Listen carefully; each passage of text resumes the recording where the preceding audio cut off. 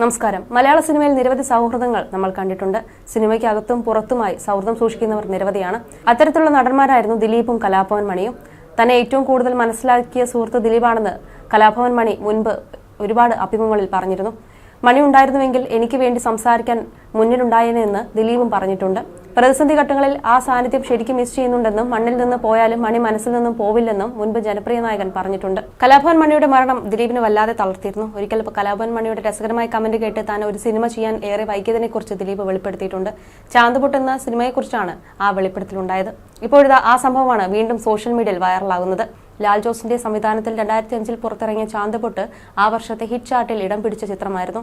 എന്നാൽ സിനിമയ്ക്കെതിരെ ട്രാൻസ്ജെൻഡർ വിഭാഗത്തിൽ നിന്നും നിശിതമായ വിമർശനമാണ് അന്നും ഇന്നും ഉണ്ടായിട്ടുള്ളത്. സിനിമ ട്രാൻസ് കമ്മ്യൂണിറ്റിക്കെതിരായിരുന്നു എന്നതായിരുന്നു പ്രധാന വിമർശനം. സിനിമ കാരണം അപമാനിതരായ അനുഭവങ്ങളും നിരവധി പേർ തുറന്നു പറഞ്ഞു. 2005 ചാന്തുപൊട്ട് റിലീസായതെങ്കിലും അതിന് ഏകദേശം 8 വർഷം മുമ്പ് തന്നെ സിനിമ സംബന്ധിച്ച ചർച്ചകൾ തുടങ്ങിയിരുന്നു. എന്നാൽ പല കാരണങ്ങൾ കൊണ്ടും ചിത്രം വൈകുകയായിരുന്നു. കലാഭവൻ മണി പറഞ്ഞ ഒരു അഭിപ്രായമടക്കം ഇതിന് കാരണമായിരുന്നുവെന്ന് ദിലീപ് തന്നെ വർഷങ്ങൾക്ക് മുമ്പ് നൽകിയ ഒരു അഭിമുഖത്തിൽ പറയുന്നുണ്ട്. ബെന്നി പി നായരമ്പലത്തിന്റെ ഒരു നാടകമുണ്ട്, നീ അത് കാണണം, ചെയ്യണമെന്ന് എന്റെ അടുത്ത് ആദ്യം വന്ന് പറയുന്നത് നാദൃശ്യാണ്. ഈ കഥ ഞാൻ ലാൽ ജോസിനോട് പറയുകയും ഞാനും അദ്ദേഹം കൂടി ഇത് ചെയ്തുവെന്ന് ബെന്നിയോട് പറഞ്ഞു. അത് കഴിഞ്ഞ് 8 വർഷത്തിന് ശേഷമാണ് ഞങ്ങൾ ആ സിനിമ ചെയ്തത്.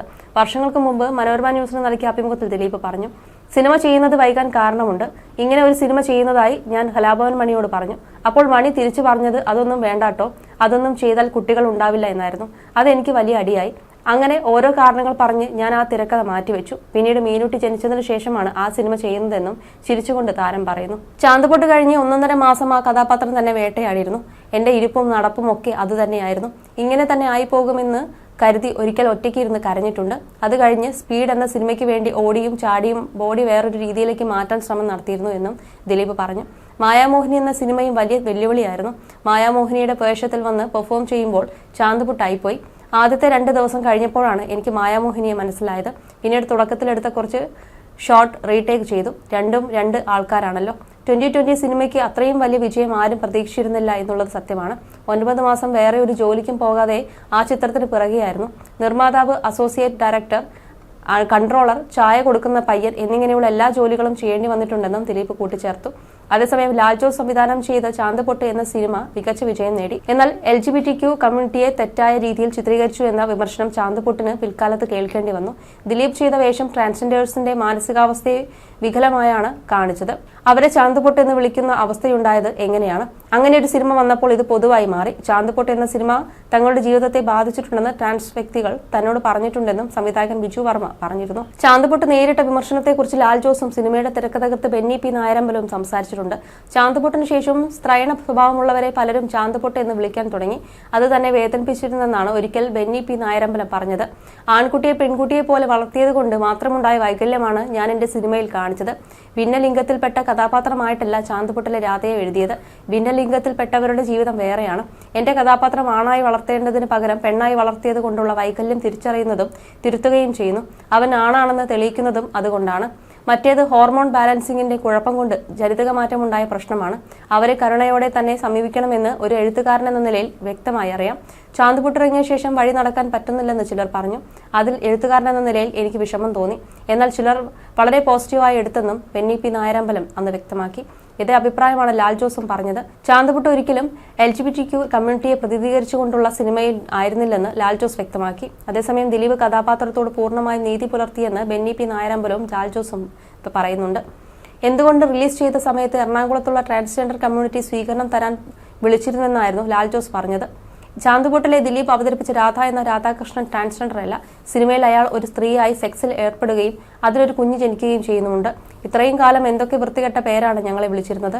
ഇപ്പോൾ ചാന്തുപൊട്ടെന്ന് വിളിക്കുന്നത് നല്ല പേരല്ലേ എന്നാണ് അന്ന് അവർ പറഞ്ഞതെന്നും സംവിധായകൻ അന്ന് വ്യക്തമാക്കി. കണ്ണൂരിൽ നിന്നുള്ള ഒരാളാണ് ആദ്യമായി ഇതുകൊണ്ടുള്ള ബുദ്ധിമുട്ടിനെ പറ്റി പറഞ്ഞതെന്നും ലാൽ ജോസ് പറഞ്ഞു. അടി കിട്ടിയാൽ നന്നാവുമെന്ന് പറഞ്ഞ് ആൾക്കാർ അയാളെ അടിച്ചു. അത് വലിയ സങ്കടമുണ്ടാക്കി. അവരോട് മാപ്പ് ചോദിച്ചെന്നും ലാൽ ജോസ് പറഞ്ഞിരുന്നു. നീശമാധവനാണ് സാമ്പത്തികമായി തന്നെ ഏറ്റവും സഹായിച്ചതെങ്കിലും ചെയ്ത സിനിമകൾ ഏറ്റവും ടഫ് സബ്ജക്ട് ചാന്തുപൊട്ടായിരുന്നുവെന്ന് അദ്ദേഹം വെളിപ്പെടുത്തി. ദിലീപിന് താരമൂല്യം വന്ന ശേഷം നല്ല ബഡ്ജറ്റ് ചെയ്യാമെന്ന് പറഞ്ഞ് 8 വർഷത്തോളം തിരക്കഥാകൃത്ത് ബെന്നി പി നായരമ്പലത്തെ താൻ ചട്ടം കെട്ടിയിരുന്നുവെന്നും ലാൽ ജോസ് നേരത്തെ പറഞ്ഞിരുന്നു. ബെന്നി പി നായരമ്പലത്തിന്റെ വലിയ മനസ്സുകൊണ്ടാണ് ചാന്തുപൊട്ട് ചെയ്യാൻ കഴിഞ്ഞത്. വർഷങ്ങൾക്ക് മുമ്പ് ഞാൻ സംവിധായകനാകുന്നതിനും മുമ്പ് നാദൃശിയാണ് അറബിക്കടലും അത്ഭുത വിളക്കും എന്ന ബെന്നിയുടെ നാടകത്തെക്കുറിച്ച് പറയുന്നത്. ഞാൻ ബെന്നിയെ കണ്ടു. കഥ വേറെ ആർക്കും കൊടുക്കരുതെന്നും ദിലീപിന് താരമൂല്യം വന്ന ശേഷം നല്ല ബഡ്ജറ്റിൽ ചെയ്യാമെന്നും ബെന്നിയോട് പറഞ്ഞു. 8 വർഷം ആ കഥയുമായി ബെന്നി എനിക്ക് വേണ്ടി കാത്തിരുന്നു. ആ സിനിമ വീണ്ടും എനിക്കൊരു പുതുജീവിതം തന്നു. ഞാൻ ചെയ്ത സിനിമകളിൽ ഏറ്റവും ടഫ് സബ്ജക്റ്റ് ആയിരുന്നു ചാന്തുപൊട്ട്. ആ സിനിമ കഴിഞ്ഞാണ് പിന്നീട് തന്റെ ഏറ്റവും മികച്ച ചിത്രങ്ങൾ സംഭവിക്കുന്നതെന്നും ലാൽ ജോസ് നേരത്തെ പറഞ്ഞിരുന്നു. 2005 ചാന്തുപൊട്ട് റിലീസ് ചെയ്യുന്നത്. ദിലീപിന്റെ കരിയറിലെ സുവർണ്ണ കാലഘട്ടമായിരുന്നു അത്. മീശമാധവൻ, കല്യാണരാമൻ തുടങ്ങി തുടരെ ഹിറ്റുകളുമായി മുന്നേറുന്ന കാലം. ജനപ്രിയ നായകനായി ദിലീപ് ആഘോഷിക്കപ്പെട്ട കാലഘട്ടം ഇന്നും ആരാധകർ മറന്നിട്ടില്ല. എന്നാൽ ഒരു ഘട്ടത്തിൽ ദിലീപിന് പഴയതുപോലെ ഹിറ്റുകൾ തുടരെ ലഭിക്കാതെയായി. ഇപ്പോൾ പ്രിൻസ് ആൻഡ് ഫാമിലി എന്ന ചിത്രമാണ് ദിലീപിന്റേതായി തിയേറ്ററുകളിൽ എത്തിയിരിക്കുന്നത്. മെയ് 9 തിയേറ്ററുകളിൽ എത്തിയ ചിത്രം മികച്ച പ്രേക്ഷക പ്രീതി നേടി മുന്നേറുകയാണ്.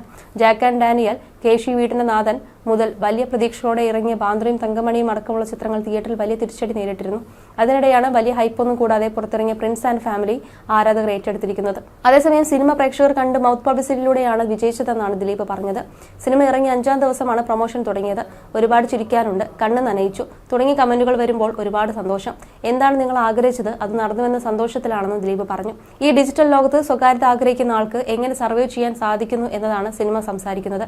സിനിമയെക്കുറിച്ച് നെഗറ്റീവ് പറയുന്ന യൂട്യൂബേഴ്സ് ആളുകൾ ഓടിച്ചുവിട്ട് വഴക്ക് പറയുകയാണ്. അപൂർവമാണ് ഈ സംഭവിക്കുന്നത്. നമ്മളെ അത്ഭുതപ്പെടുത്തിയ കാര്യമാണിത്. സിനിമയ്ക്ക് അത്രയും പിന്തുണ നൽകിയതിൽ ഒരുപാട് നന്ദി. സിനിമയുടെ വിജയ ഫോർമുല സത്യത്തിൽ ഞങ്ങൾക്ക് അറിയില്ല. പ്രൊമോഷൻ സന്തോഷത്തോടെ പ്രതികരിക്കുന്നത് പ്രേക്ഷകർ സിനിമ ഏറ്റെടുത്തത് കൊണ്ടാണെന്നും ദിലീപ് പറഞ്ഞിരുന്നു.